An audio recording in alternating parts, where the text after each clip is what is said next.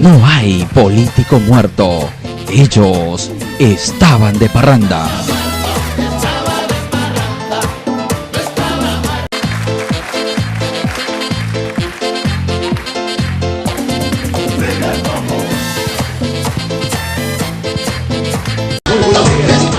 Agenda Nacional, que se transmite a través de radiofpp.com. Muy buenos días a Ángel Sánchez.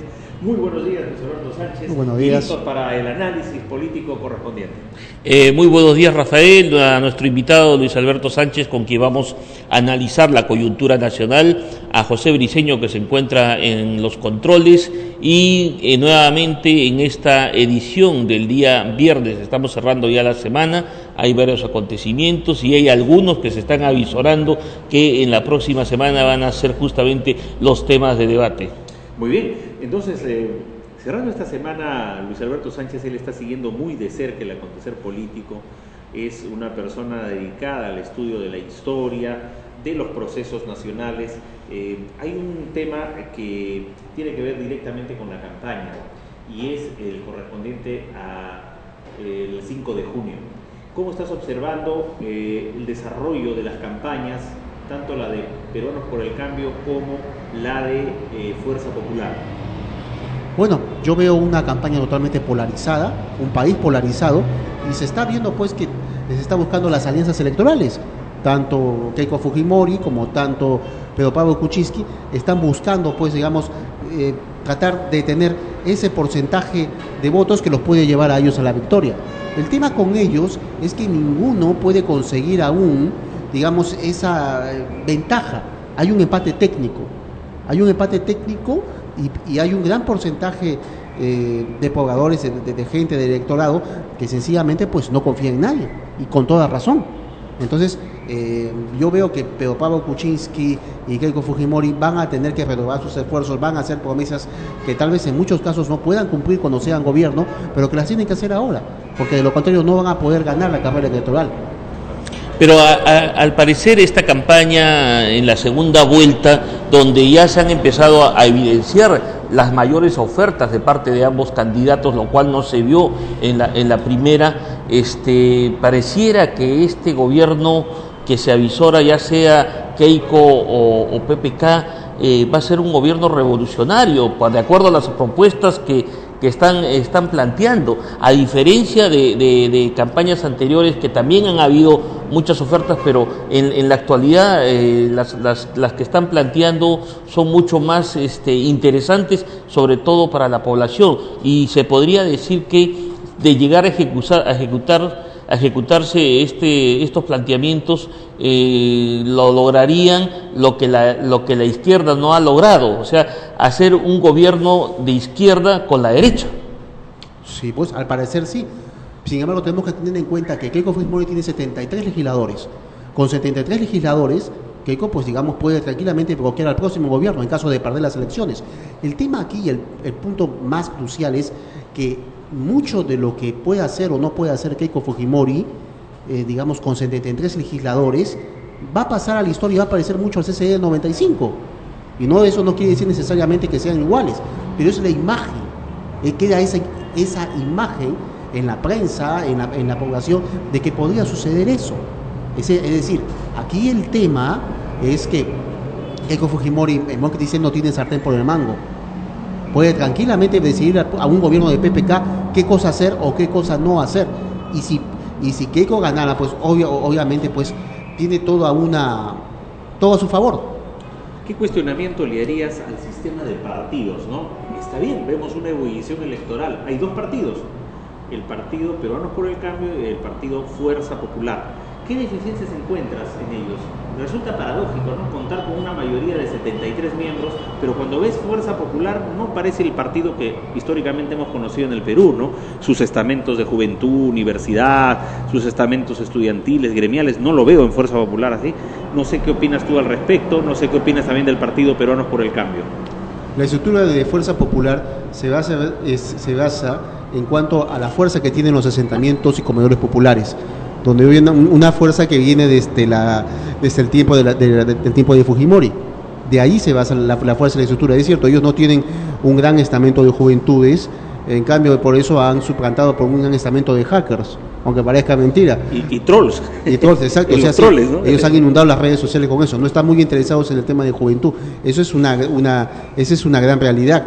Pero en ventaja tiene un equipo compacto, lo que no tiene PPK.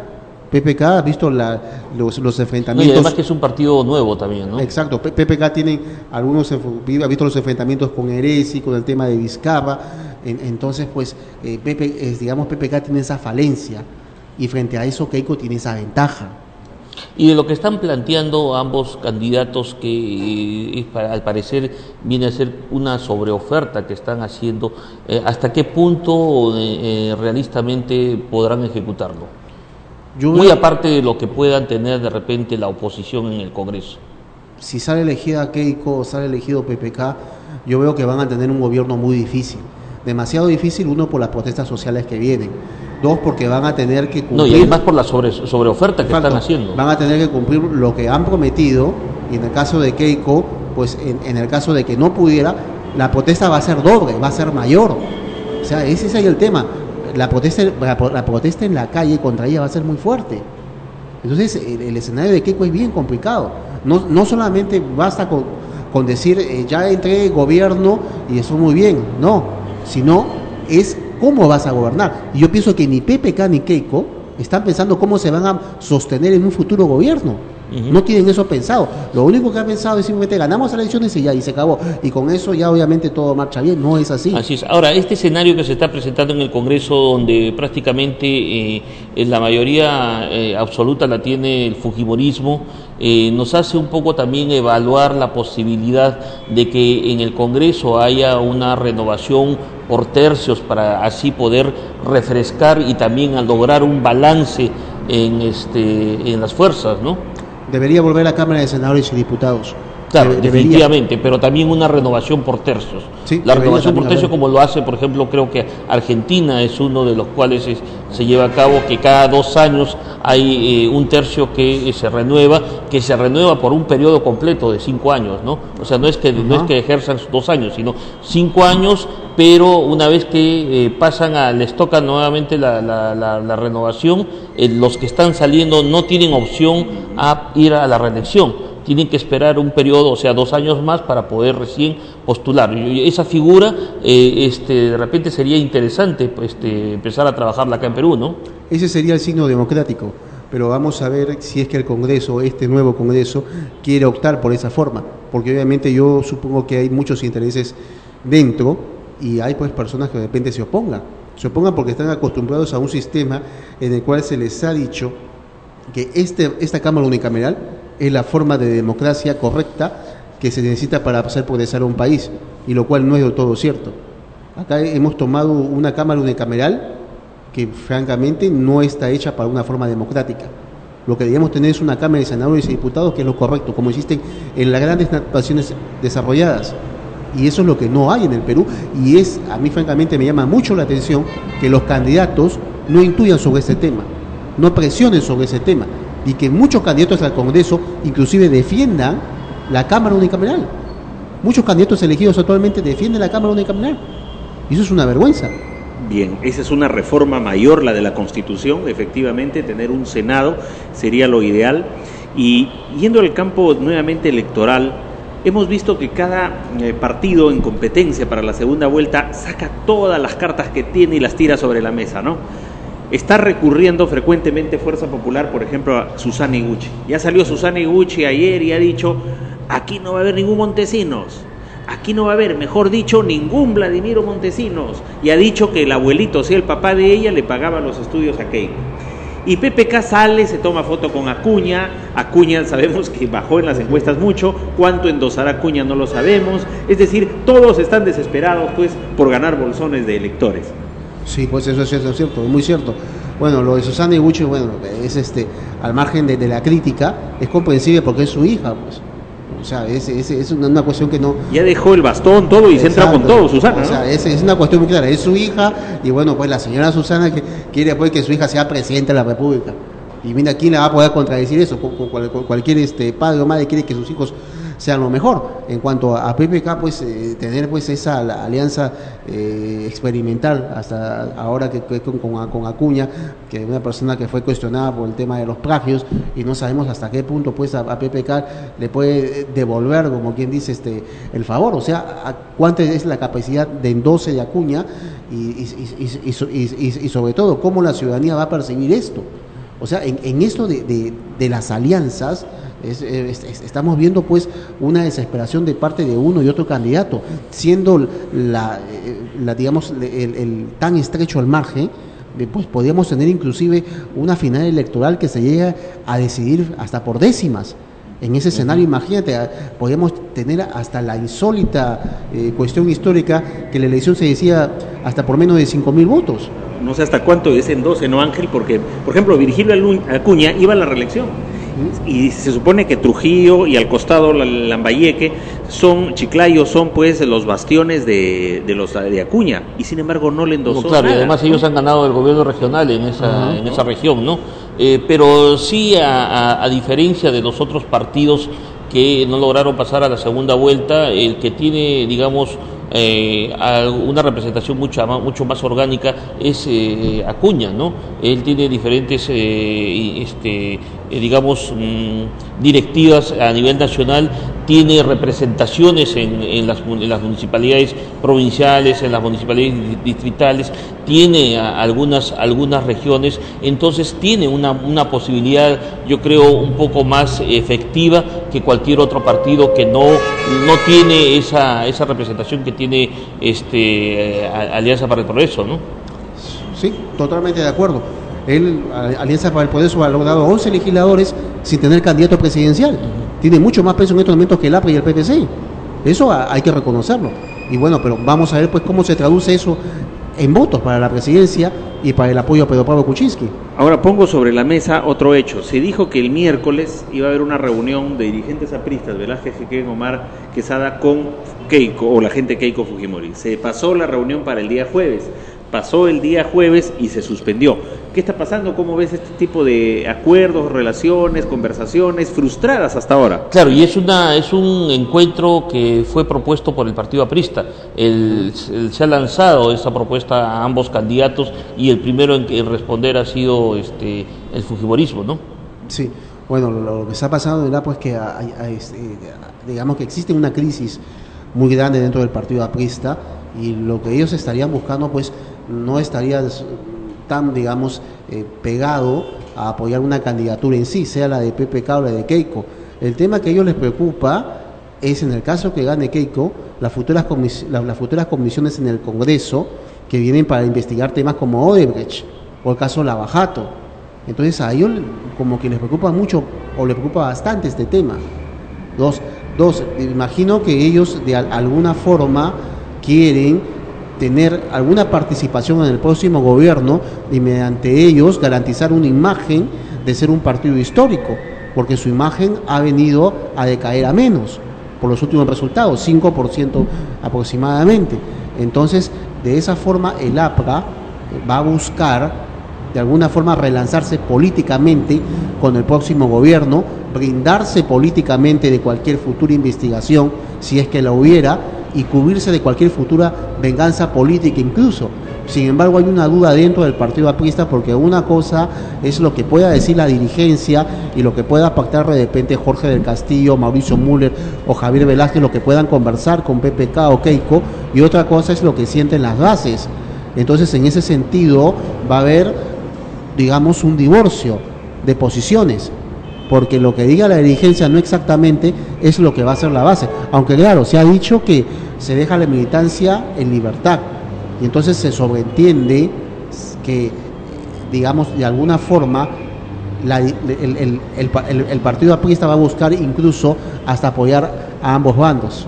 Eso es lo que se está sobreentendiendo. Es decir, hay una sensación de que el próximo gobierno corre el peligro incluso de no terminar su gobierno, y ese es un tema. Si sale Keiko, va a haber una protesta social muy grande. Si sale PPK, va a tener un Congreso ingobernable.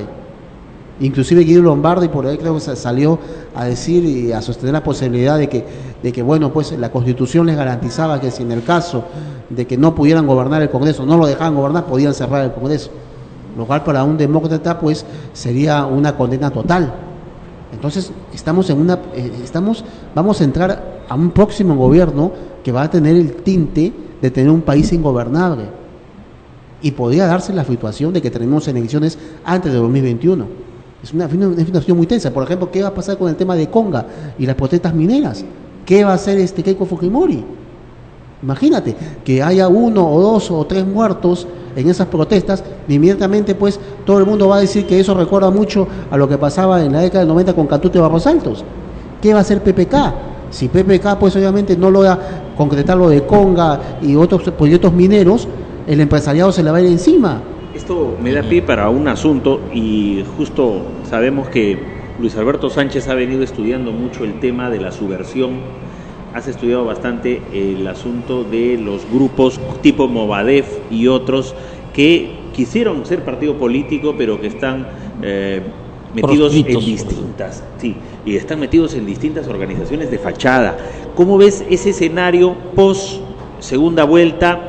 Gane PPK, gane Keiko, ese 28 de julio que avisora con un Congreso casi ingobernable, y estos grupos metidos en distintas áreas, distintos frentes. ¿Cómo estás estudiando ese problema? Bueno, el Movadef y el FUDEC no están desactivados, ¿no? Definitivamente ellos han ganado mucho, y han ganado mucho porque ahora pueden convocar a marchas en la Plaza San Martín, pueden hacer eventos con mucha más libertad. El día de ayer han hecho un evento en San Marcos. Imagínate, un evento en San Marcos en el cual hablan sobre la lucha obrera y otras manifestaciones más que ellos creen convenientes. Hace poco han convocado a una marcha en el Congreso, una marcha en la Plaza San Martín por el tema del Día del Obrero, del Día del Trabajo. Y mucho antes convocaron a otra marcha, esta vez por el tema de que no les permitían inscribirse. Lo que vemos y lo que tenemos que tener en cuenta es que Movadef y FUDEC o el FUDEC mejor dicho, es el partido de Abimael Guzmán Reynoso. O sea, la gente le llama FUDEC, la prensa le llama FUDEC, muchos le llaman FUDEC, la policía le llama FUDEC. No es FUDEC, es el partido de Abimael Guzmán Reynoso, que él es el que dirige ese partido. Y el partido de Abimael Guzmán Reynoso tiene ahora el poder de poder convocar a marchas en el centro de Lima, y no asisten 50 ni 100 personas. Yo tengo videos y puedo dar fe de ellos, asisten entre 500 y 600 personas, muchos de ellos jóvenes, y eso es preocupante. Abimael Guzmán Reynoso está convocado a marchas en el centro de Lima, y aquí parece que la policía no se entera. Tiene eventos en la San Marcos, y aquí la gente no se entera. Ese es el problema, y ahora a través del FUDEC tiene 75 comités a nivel nacional. Abimael Guzmán tiene 75 comités a nivel nacional a través de su grupo de fachada que es el FUDEC, y está ejecutando lo que es el Plan Amanecer, lo cual lo denuncié en Panorama. El próximo gobierno, de acuerdo al Plan Amanecer de este grupo de terroristas, lo que va a hacer es empezar a sabotear el próximo gobierno. Yo me imagino que si sale Keiko Fujimori, ese plan se va a cumplir a exactitud. Permíteme una acotación, ¿no? Porque es tema sendero. Y en el tema del MRTA, ¿cómo visualizas? Habida cuenta que Gilbonio, por ejemplo, estuvo de candidato en la lista de Verónica Mendoza, pero él trató de manejar la cosa mediáticamente como que, ¿no? Poniendo argumentos de que tenía todo el derecho a postular. ¿Cómo ves el otro lado de la subversión que en los 80 pues causó estragos y generó tantas víctimas humanas? El MRTA es lo mismo que Sendero Luminoso. Son grupos genocidas que buscaban destruir la democracia. Hicieron un genocidio contra el pueblo peruano. El tema del MRTA y el tema de Gilbonio viene a hacer acotación en cuanto a este grupo que con fachada de ONG que se llama Hijos del Pueblo. El tema es que en Hijos del Pueblo encuentras información en donde exactamente se dice que el MRTA es un grupo de presos políticos. Es así como lo califica. Y si vemos a una organización que califica como es Hijos del Pueblo, la cual preside Gilbonio, del cual es parte Gilbonio, en la cual él califica a la gente del MRTA como presos políticos, entonces estamos viendo pues que él no reconoce todos los actos de genocidio que hizo el MRTA. Yo pienso y yo lamento mucho esto, lo que él debió haber hecho si es que quería hacer una carrera política es olvidar todo eso, deshacerse, desvincularse de todo parentesco con el MRTA. Y no puedes hacer esto, o sea, da la impresión de que el grupo Hijos del Pueblo, fuera una célula pro-emerretista, lo cual no teníamos antes. Ahora tenemos una célula pro-emerretista y por otra parte el Movadef que es pro-senderista. ¿No crees tú que lo mejor hubiera sido proscribir estos partidos, así como se hizo con el nazismo en Alemania, para evitar que justamente este pensamiento maoísta, este pensamiento del MRTA vaya avanzando y vaya cambiando de fachadas y no tratarlos como delincuentes comunes? Sí, concuerdo totalmente contigo. Cuando yo estaba como candidato al Congreso por Perú Nación, yo propuse esa ley. Yo propuse una ley de proscripción para todos los grupos terroristas. Inclusive yo propuse una pena de cárcel para todo aquel que integrara un grupo pro-terrorista en el país, sea pro-sendero o pro-MRTA. Es una cuestión de peligro nacional, es una cuestión de seguridad nacional. Vamos a abordar varios ángulos de la noticia, exactamente. Nos acaba de recordar nuestro invitado Luis Alberto Sánchez que él postuló al Congreso. Veremos también ese escenario, cómo él se desempeñó, ya que Pancho Díaz Canseco retiró el partido Perú Nación. Y bueno, con esos detalles y otros regresamos en nuestro segundo bloque.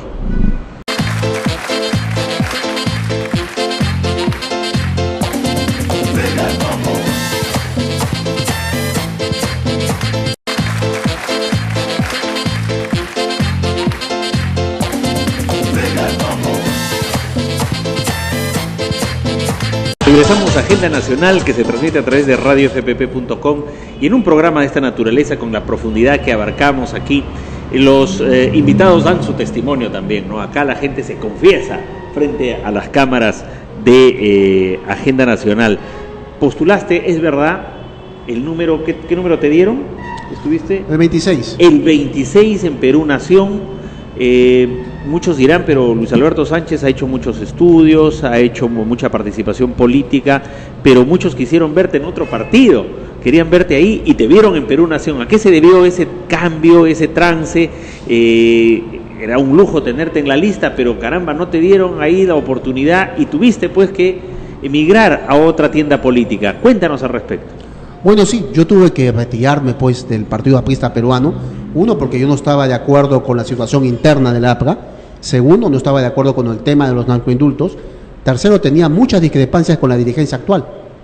Entonces, esa fue una de las razones, digamos, para que yo decidiera irme del partido, lo cual no fue una decisión fácil, pero entendí que si quería tener un futuro político tenía que salir del APRA, no por falta de méritos, sino simplemente pues porque lamentablemente cuando hay una burocracia interna que lo único que busca es tener el poder de forma absoluta y de forma eterna, pues no queda otra.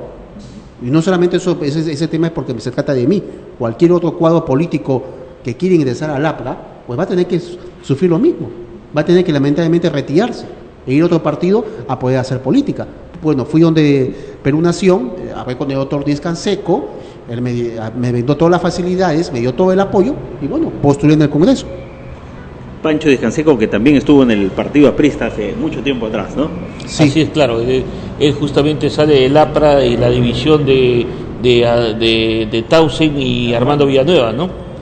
Bueno, sí, él fue, Pancho Díaz Canseco. Claro, él se fue con el movimiento de bases estaba Borea en ese tiempo. Exacto. Claro, Alberto Borea.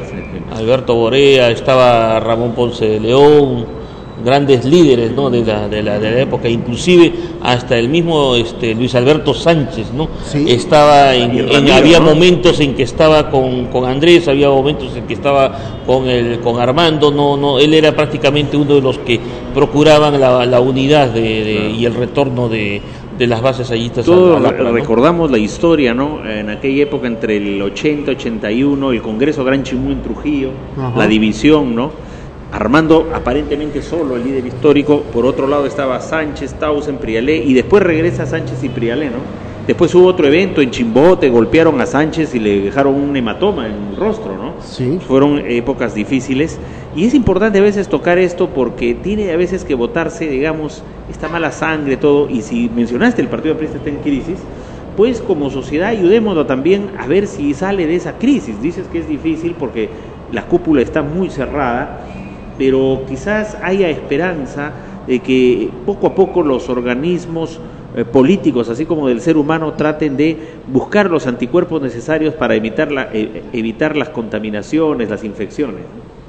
Bueno, sí, lo que todos esperamos pues es que el partido aprista pues salga de esa crisis, como tú lo has dicho, pero el tema es que mientras siga teniendo esa infección, va a ser muy difícil. Yo lo lamento mucho porque es un partido del cual yo pues provengo y he aprendido todo además, pero yo creo que tal vez pues un próximo golpe dentro del partido es lo único que le ayude a ver que tiene que cambiar algunas cuestiones, alguna forma, la forma de ver la política. Es decir, Aya de la Torre pensaba que, o mejor dicho, tenía la concepción de que el APRA era una máquina política para transformar el país. Y justamente esa formación es que en el APRA le ha valido que tenga una gran cantidad de, no solamente líderes, sino de gente que está preparada para dirigir en diferentes campos, no solamente en el campo político, sino también en el campo sindical, en el vecinal en general, ¿no? Y hace que también a su vez haya muy poco espacio para aquellos que quieren crecer, ¿no? Entonces por ahí es donde también hay el reclamo de constantemente que exista una renovación para que pueda haber la oportunidad de aquellos nuevos líderes que están iniciando puedan tener la oportunidad pues también de tener la conducción de la dirección nacional del partido, ¿no? Sí, pues es una pena lo del partido aprista. El gran problema es que no hay elecciones internas. Claro, y a diferencia que en los otros partidos pues no hay justamente esos cuadros. Entonces, al no haber esos cuadros, hay la oportunidad pues de los que verdaderamente están preparados puedan tener pues la dirección nacional. Pero ¿qué es lo que ocurre? Ocurre también lo mismo que ocurre en el APRA, de que sus líderes son eternos. Sí. Eso también. Pasa en Acción Popular, pasa en el PPC, los mismos rostros. Pero este es muy interesante, ¿no? Mira, históricamente el APRA ha tenido problemas internos, incluso con Aya de la Torre Vivo, ¿no? Uh-huh. Y había también periodos internos de reacomodos, es cierto, pero el APRA usaba ya el jubileo, ¿no? Venía el gran jubileo. Claro. Entonces todos los que se habían ido regresaban, ¿no? Pero bueno, hoy, ¿cómo han cambiado las condiciones? ¿Cómo ves eso? Uno, el tema del jubileo. Dos, Alan dijo, ya yo soy un militante más, ya no soy el presidente del partido. ¿Le crees? Bueno, hay una comisión organizadora dentro del Partido Aprista Peruano para este tema del plenario nacional que va a haber en Trujillo. El tema es que esa comisión la preside Erasmo Reina. Si la preside Erasmo Reina es como si la presidiera Alan García. Erasmo Reina es hombre de confianza de Alan García. Claro. Él no se mueve sin Alan García. Entonces, pues, es un poco triste porque un partido histórico como el APRA debería tener elecciones internas y universales, un militante y un voto, cada 2 años.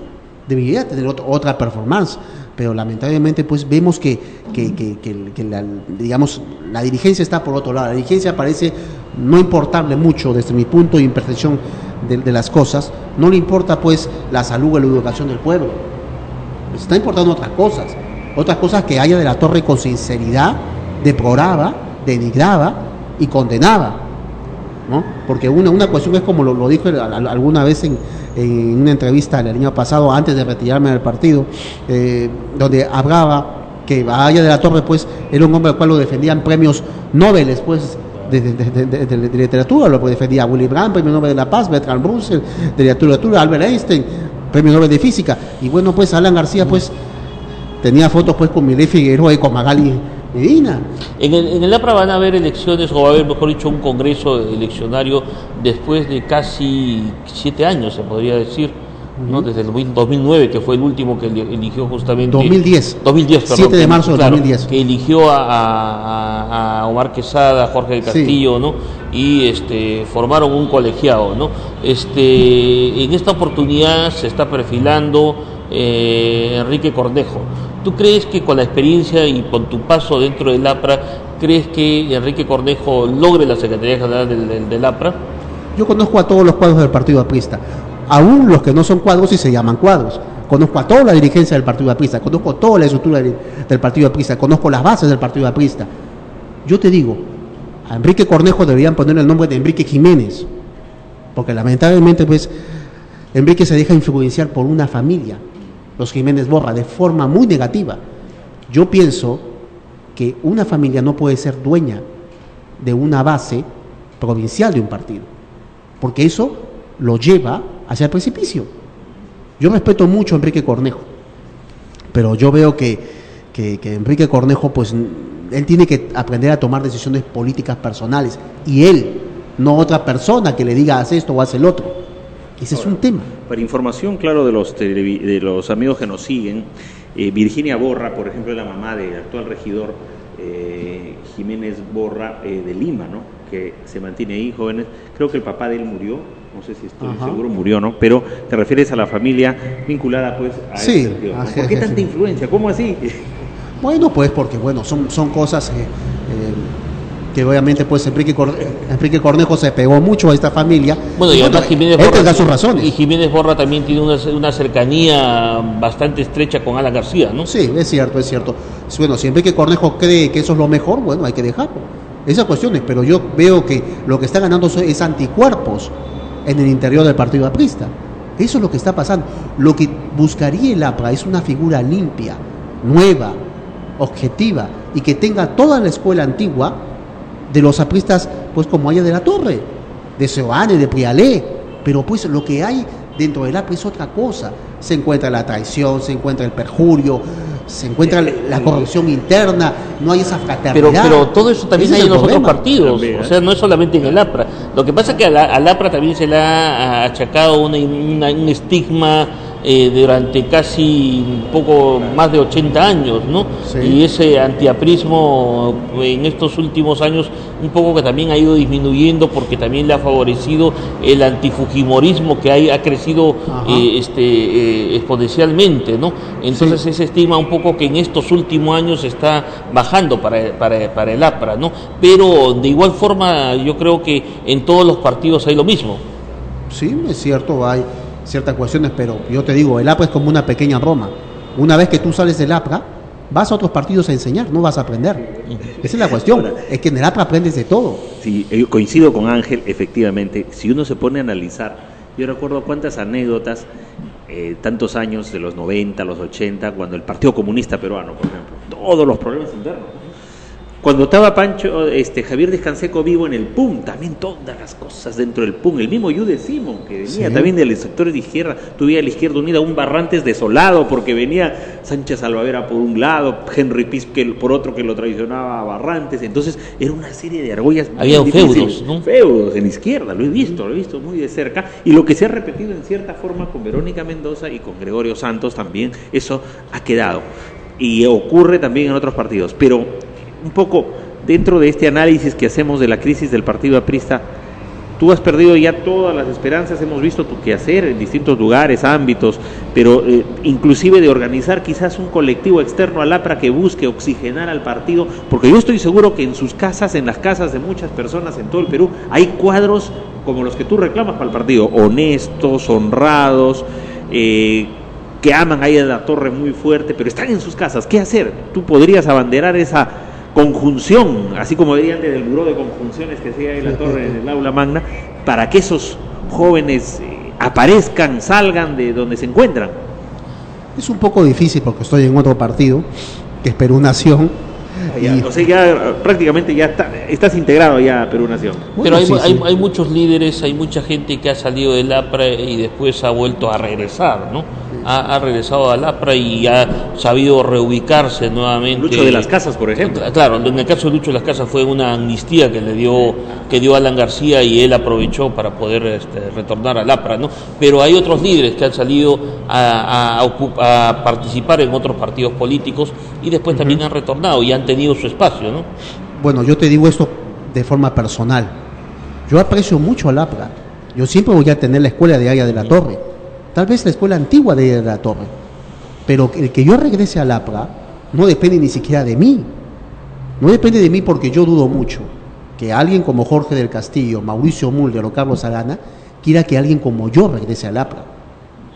Es muy difícil, porque gente como yo somos independientes, y yo creo que ustedes ya han visto más o menos todo lo que he hecho durante estos últimos años, pues como que yo he venido saliendo en prensa, bastante en prensa, Entonces gente como yo no les conviene, porque seríamos una voz disidente interna, una voz tal vez muy fuerte, una voz que no tiene el miedo, como alguna vez yo hablé con Jorge de Castillo, les puse pues de forma muy respetuosa que no estaba de acuerdo con la forma de llevar las cosas en el APRA y que eso solamente lo iba a llevar a una cosa, al desastre, cosa que me ha dado la razón las últimas elecciones. Entonces, en ese punto es muy difícil. El otro punto es que García se ha rodeado de un grupo de personas que, a forma de como los reyes de la antigüedad, son su corte. Entonces, ¿entiendes? Al menos hay mucha gente en la dirigencia del partido que a mí no me lleva. Mientras ellos no se vayan, y tal vez mientras no se vaya Alan García, yo no pensaría en volver al APRA. Ahora hay otro escenario de otro partido político, aprovechando la presencia de Luis Alberto Sánchez. ¿Cómo estás estudiando, observando, por ejemplo, el Partido Nacionalista, que ha terminado sin cuadros ya? No está ahí, por ejemplo, Abu Gataz, que era un líder histórico, no está Omar Chejade, y vienen las investigaciones, el Ministerio Público ya tiene que decidirse y si investiga, denuncia por lavado de activos a Nadine Heredia, un Ollanta Humala que quiere dar consejos a los candidatos, y cuando él era candidato no aceptaba los consejos de García, que era presidente en 2011. Entonces, ¿cómo estás viendo este partido nacionalista que todavía está en el gobierno? Bueno, el Partido Nacionalista pues es el gran fracaso. Eso es lo que es el Partido Nacionalista, y es Ollanta Humala, una persona que ha hecho el ridículo ante la historia. Yo creo que las características singulares de su gobierno, de someterse al poder de su mujer y a los dictados de su esposa, no son tan comunes en la historia. Por lo general, el que gobierna es el presidente, y lo que estamos viendo es un golpe de Estado bajo las sábanas. Ha gobernado Nadine, y eso es algo innegable. En cuanto pues al gobierno en sí, está pues plagado de denuncias, actos de corrupción, es decir, a mí lo que me sorprendería es que Ollanta Humala después de este gobierno termine en libertad, con sinceridad, porque francamente pues va a tener pues un escenario muy difícil, un partido debilitado, porque francamente el Partido Nacionalista nunca ha sido un partido en sí. Imagínate un CEN donde de 12 miembros, prácticamente 8 son miembros de la familia Heredia. Oye, ¿qué clase de partido es ese? Ese es un plan familiar. Y ha dicho que él le dio la orden a Nadine de todo el tema de las agendas, ¿no? Recién lo dice, antes cayó. Y además muy difícil de creerle que él dé órdenes, ¿no? Un poco. Sí, eso es muy difícil. Es más, yo me atrevería a decir que lo que va a hacer ahora Ollanta es inmolarse.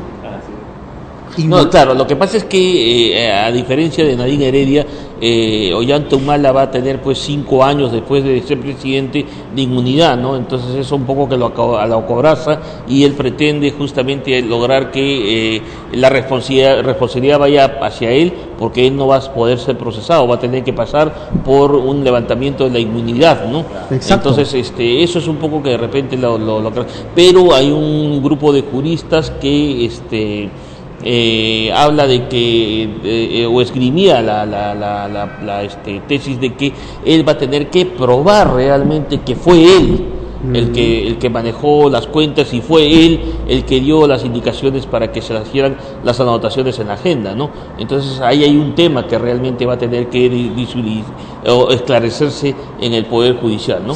Sí, eso es cierto. Ollanta Humala va a tener una vida muy complicada en los próximos 5 años. A mí no me sorprendería que termine exiliado en un país como Cuba o Venezuela, junto con su esposa, porque realmente pues tiene un escenario muy difícil. Y yo imagino también que él se quiere además inmolar por la esposa, no solamente para salvar su imagen. Me imagino que el plan secreto de Humala debe ser que Nadine Heredia postule en 2021. Me imagino que esa debe ser su carta, en teoría, bajo la manga, claro, siempre y cuando él o su esposa logren salir en libertad. Ese es otro tema. Sí. Vamos a ir a una pausa. Al regresar también hay mucho más en el tintero. El Congreso aprobó pues una modificación a la ley de AFPs. También el TC le dio la razón a Alan García en el caso de la megacomisión. Tenemos Óscar Medelius, hace su aparición como abogado de Caracol. Caramba. hay mucho más, y también analizar el tema de Lima, cómo está viendo aquí el panel, aquí Agenda Nacional, a Castañeda Locio, en los problemas de la ciudad. Anoche hubo una protesta contra el alcalde de Lima, eso y mucho más en nuestro último bloque.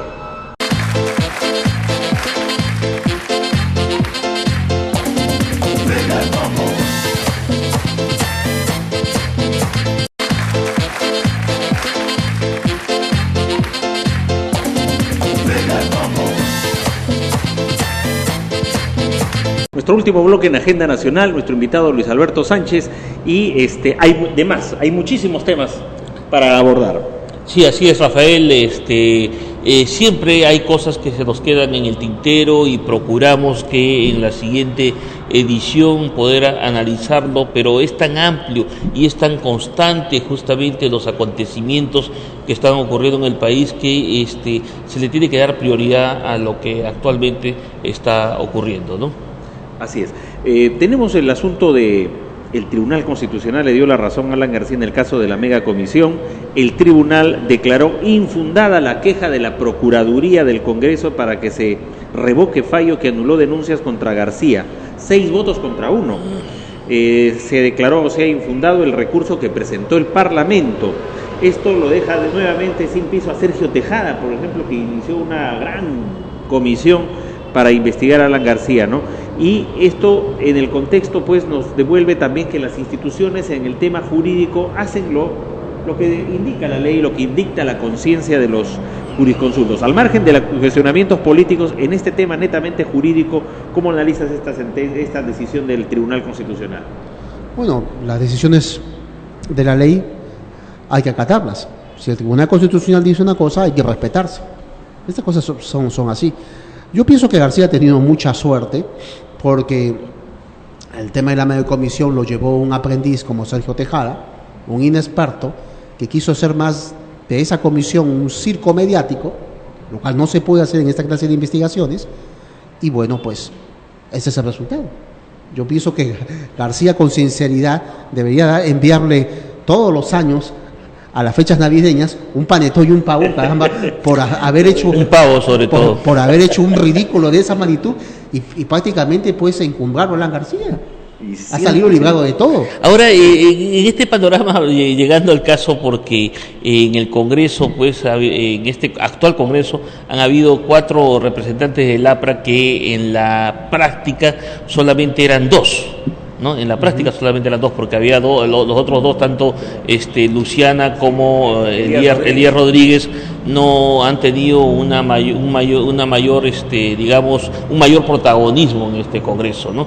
Han logrado esos 2 congresistas bloquear prácticamente y anular no solamente el trabajo de una comisión, sino el tema también de la decisión del Pleno, que es lo más increíble, ¿no? Uh-huh. Ahora que van a ser prácticamente 5, porque en realidad ahí sí ha habido un aumento, digamos, considerable, porque van a ser 3 los que van a tener que articular justamente al resto de los congresistas, ¿no? Claro. ¿Qué dice Luis Alberto Sánchez? Bueno, de los actuales 5 legisladores que tiene el APRA, yo pienso que va a tener que sopesar lo que pasa en estas elecciones, ¿no? Y digo sopesar porque Keiko tiene 73 legisladores, en teoría no necesita para nada la APRA, es la realidad, necesita más de Alianza para el Progreso.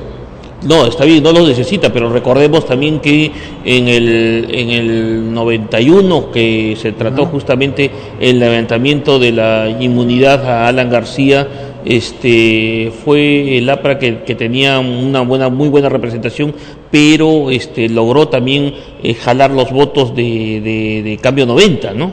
Sí, es cierto, en aquel congreso donde había una Cámara de Senadores y Diputados entonces, sí, en teoría pues vamos a ver qué es lo que pasa con este nuevo gobierno. Como tú lo has dicho, pues Alan García pues ha salido libre de todos estos juicios, ¿no? Pero yo pienso que aún falta el tema de Odebrecht y Lavajato. No estoy diciendo que esté involucrado, pero me imagino que de alguna forma la investigación va a llegar también hacia él. Y eso es un tema que todavía está por verse, ¿no? Ves lo que ha pasado en el Brasil, ves que la investigación allá ha sido muy fuerte, y bueno, tal vez si no es él, sean otros funcionarios de su anterior gobierno. Y no solamente es por el tema de Alan García, yo pienso que hay al menos 3 gobiernos involucrados. El último gobierno, el de Ollantumala, está fuertemente involucrado. Entonces yo pienso que de alguna forma pues el escenario político se va a poner interesante y vamos a ver pues qué es lo que pueden hacer pues 5 legisladores del APRA, ¿no? Vamos a ver hasta dónde da su manejo y su habilidad política. Bueno, ya casi se despide este Congreso, a 2 meses están yendo prácticamente los congresistas, en junio nomás ya terminan prácticamente sus actuaciones y de ahí todo queda listo para la transferencia, ¿no? Para el nuevo Congreso que viene el 28 de julio. Bueno, ayer se aprobó esta modificación a la ley de las AFP, 4.5 pasa de salud. Por otro lado, un 25% de lo que tiene la gente en sus fondos de pensiones, de los ya jubilados. Sí, podría servirle para una cuota inicial para una vivienda, ¿no? Pero este Congreso también tiene algunas cosas en el camino. El 18 de mayo tendría que verse el defensor del pueblo. Prácticamente ha quedado suspendido el debate por la reforma del Código Penal. Tu lectura respecto a esto, sería bueno que no reforme el Código Penal este Congreso, que no tiene figuras jurídicas relevantes, que podría ser ahí prácticamente una suerte de confusión, ¿no? Porque no hay buenos juristas que ayuden a tener un mejor Código Penal, y el tema del defensor del pueblo. Bueno, coincido totalmente contigo. Es cierto, este Congreso ya no tiene nada que hacer en ese tema. Tiene que ser el próximo Congreso de mayoría fujimorista con 73, y no sabemos quiénes vayan a ser sus aliados aún, el que decida, ¿no? Yo pienso que decididamente la reforma del Código Penal es muy importante. Tenemos una justicia muy débil en el país, tenemos un signo para la gente de impunidad y de corrupción. Es decir, tú le preguntas a la gente y te dice eso. Pero la gente tiene la imagen, la sensación de que tenemos un país corrupto a todo nivel. No solamente estoy hablando del tema político, ¿no? En todos los ámbitos y en todas las esferas.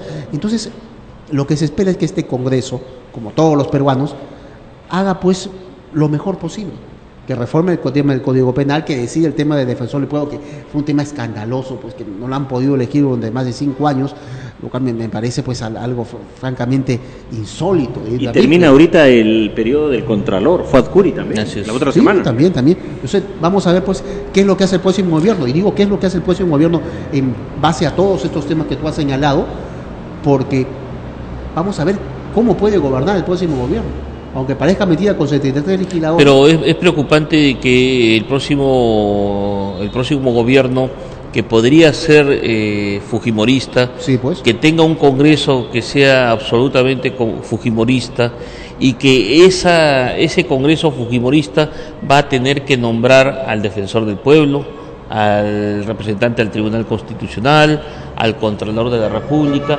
Prácticamente se estaría nuevamente formando una figura muy similar a lo del 90. Ese es el mayor riesgo y que también a su vez va a tener que debatir y aprobar el Código Penal. O sea, todas estas cosas realmente hace que sea muy preocupante que se esté postergando y dejando para el próximo gobierno. Los fujimoristas ahorita están calladitos, no dicen nada con respecto a la reforma del Código Penal, porque a ellos les conviene tratarlo en su gestión, porque además ellos tienen muchos personajes que están comprometidos en actos de corrupción, y a eso se les estaría aplicando el código que ellos van a reformar. Entonces ese es el riesgo de estar dejando y estar postergando. Se ha postergado prácticamente casi 5 años el nombramiento del defensor del pueblo. Se ha postergado muchas cosas, ¿no? Uh-huh. Que este gobierno y este Congreso ha sido completamente inepto para poder resolverlos. Sí, este Congreso ha sido totalmente incompetente, pero por cuestión de formas, yo pienso que todo esto debería hacerlo el próximo Congreso. Es por cuestión de formas. Tiene que hacerlo eso, y vamos a ver pues qué es lo que sucede. Pero será saludable, y no es mejor de repente presionar para que este Congreso en lo poco que le está quedando lo pueda hacer. La pregunta es por qué no lo hizo antes este Congreso y por qué lo haría a la final. Por cuestión de formas, y esperemos los resultados, Vamos a ver qué es lo que pasa con el próximo gobierno, porque quedamos o no. No, pero el Congreso tiene una Sí. responsabilidad y tiene sobre todo funciones que están asignadas, y esas funciones no las puede renunciar, ellos no pueden Sí, renunciar a es eso, ellos pueden hacerlo. En teoría podrían hacerlo, tú lo has dicho, pero por formas debería ser el próximo Congreso el que lo haga. Mira, paradójicamente, ¿no? Un nombre partido viene de partido, porque se parten, pues son facciones, ¿no? Históricamente estas facciones han surgido desde la edad moderna, contemporánea, y se han dado los partidos en el mundo como hoy conocemos, ¿no?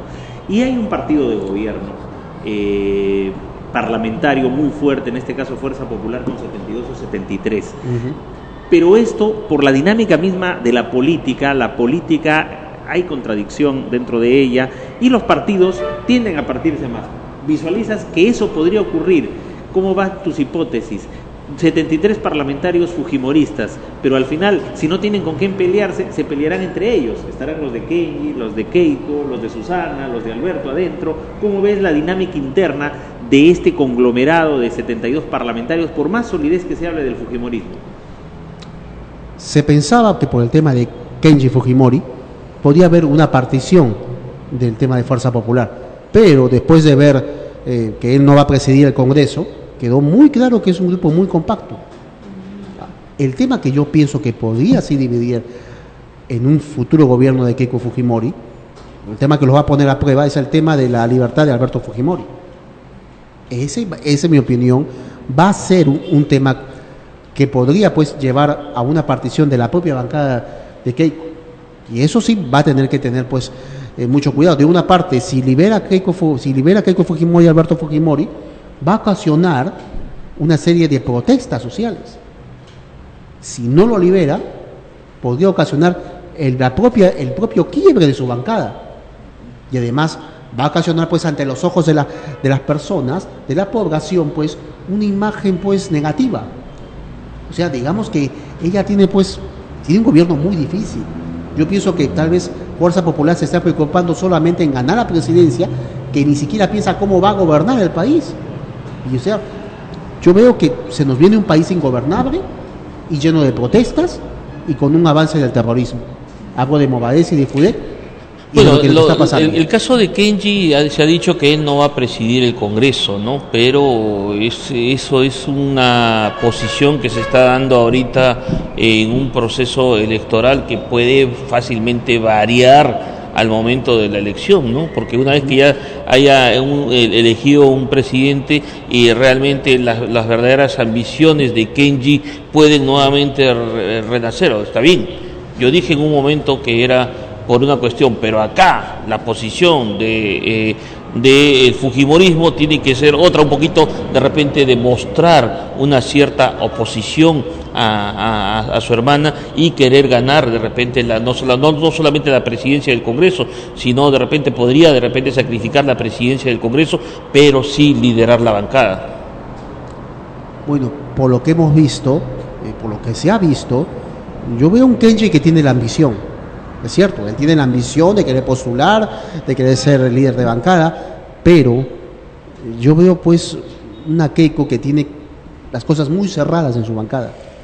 No veo que Kenji pueda, digamos, sobrepasar esa autoridad, ¿no? Además, de alguna forma pues hay cierto digamos, resquemor interno, ¿no? Me refiero entre Keiko, que es ella junto con todo su grupo, con todo su partido y toda su bancada, y un Kenji que está solo, que representa obviamente, tiene la amistad, tiene las lealtades en algunos casos, pero que no tiene el peso político interno para poder liderar una bancada. Es más, yo veo más liderando la bancada a Cecilia Chacón o a cualquier otro legislador nuevo, porque eso se vio cuando Keiko Fujimori hizo la lista del Congreso de su partido, y bueno, sacó a varias personas.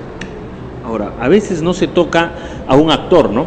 Que no es un partido político propiamente dicho, pero que tiene grandes intereses y que actúa con fuerza en la nación. Me refiero a Confiep, por ejemplo. ¿Cómo analizas el rol de la Confiep? Ayer salió Morales ya hablando de que uno de los miembros de este grupo, ¿no? A pesar que Martín Pérez es el presidente, pero Morales hablando de una vez, tiene que verse cómo va a quedar Conga, cómo va a quedar Tía María, pero ellos están por lo bajo y tienen contactos con PPK, tienen contactos con Keiko, tienen sus representantes. El propio Martín Pérez dijo, aquí hay de todo, hay PPK, fujimoristas, de todo. Es decir, este grupo oligárquico, plutocrático, etcétera, en la política peruana. Bueno, la CONFIEC tiene un gran peso y la CONFIEC lo que está interesado es en el tema minero, porque el Perú además es un país minero. Ese es el gran problema que tenemos. Y el tema, la prueba de fuego para el gobierno de PPK o para un futuro gobierno de Keiko va a ser ese. Yo pienso que el tema va a ser mucho más complicado en el caso de un gobierno de Keiko, por obvias razones. Van a buscar que las circunstancias y los escenarios sean muy similar a lo que pasó con Cantuto y Barros Altos, de alguna forma. Es decir, me refiero en cuanto a imágenes. Entonces, Keiko me imagino que va a tener que hablar con las fuerzas locales en todos los proyectos mineros, va a tener que pactar, va a tener que llegar a acuerdos, va a tener que se ejecuten los proyectos, porque si no se ejecutan, vamos a tener un problema económico muy fuerte y la responsable va a ser ella. Si lo ejecuta la fuerza, va a tener denuncias por lesa humanidad. Su gobierno va a ser muy complicado y yo lo que veo es que al parecer están tan preocupados en ganar la presidencia que no se han puesto a pensar si es que pueden durar en la presidencia y en el gobierno. Y lo mismo pasa con PPK. PPK está haciendo una serie de ofertas, pero PPK tampoco no está hablando sobre el tema minero en sí. Y si no puede ejecutar los proyectos mineros, si hay muertos, si hay heridos, si hay situaciones similares a lo que hubo en el Baguazo, va a tener pues también tener un gobierno en crisis. A mí, en mi percepción, no me sorprendería que... Pero Keiko ya se pronunció con respecto a Tía María y ha dicho perfectamente que no va, ¿no? Dice que no va, pero yo creo que por una cuestión económica va a tener que hacer los esfuerzos necesarios para que vaya. Bueno, pero si se contradice en su gobierno va a ser realmente como mucho la Unión más Civil, ¿no? Sí, Que claro, cambió, va a ¿no? ser mucho más, la crisis social va a ser más fuerte de la que le ha tocado Ollanta-Humala, ¿no? Con Keiko va a haber muchas más protestas que con PPK. De eso puedes estar seguro. Imagínate que haya muertos en un proyecto minero. Imagínate.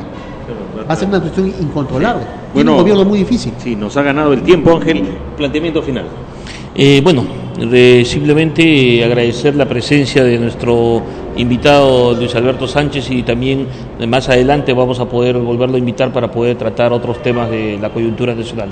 Muchas gracias por tu presencia. Muchas gracias a todos. Hasta la próxima semana, amigos. Agenda Nacional nos puede seguir a través de las redes sociales y en YouTube. Los invitamos para el día lunes a las 11 para volver a sintonizar su programa Agenda Nacional por radio fpp.com.